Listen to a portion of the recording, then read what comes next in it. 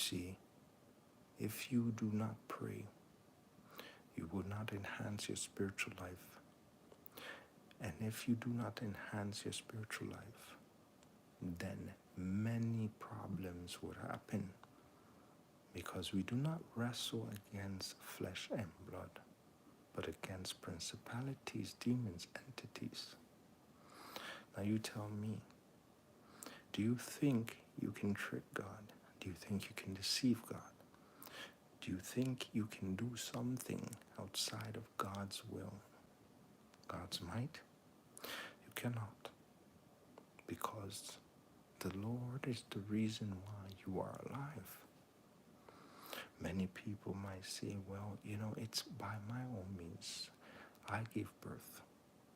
I gave birth to my children. My parents gave birth to me. So that is the reason why I am alive. But that is not the reason why. It is because God has willed it, and that He created you so you are in the existence of life. And because you are in the existence of life, the truth shall set you free. If you choose to indulge, if you choose to seek Him, you will find Him. You see, you can read the Bible. However, the Bible physically is not perfect, but spiritually it is. But how do you read the Bible from a spiritual perspective if you're not in tune with your spirit? We know the position of power and what power does, and the might of the ability of spiritual power. You might think that, I get everything that I want. But can you buy salvation with money? Can you deceive others and then obtain salvation? It is your belief, right? The Lord's so powerful, He says, if you believe and if you have a faith of a mustard seed, you can move mountains. Who can say that? Right? Who can give us the position and authority? Because we weren't at the table. But every single person's descendants, right, was there at the table. Who weren't physically there, but who were spiritually there. Because there at the table was the connection.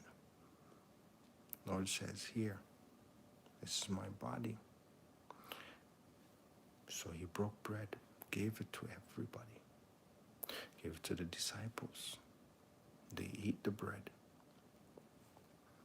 He drank from a cup and says, this is my blood, my spirit. So then they drank. And that was all. And so He completed the ritual to reconnect the world back to how it was. But now we know. But knowing this means we have the responsibility to take it on, to connect. We have the ability to choose. So we say, or we can't say we did not know, because it's very famous. Imagine that time there was no cameras, right? It was writing down what you see and what you experience. Notice God did not give us a Bible. He made us write it. Because you see, we ate from the fruit, the tree of knowledge, right? So He made us write it so that we understand it from our perspective, from our experience.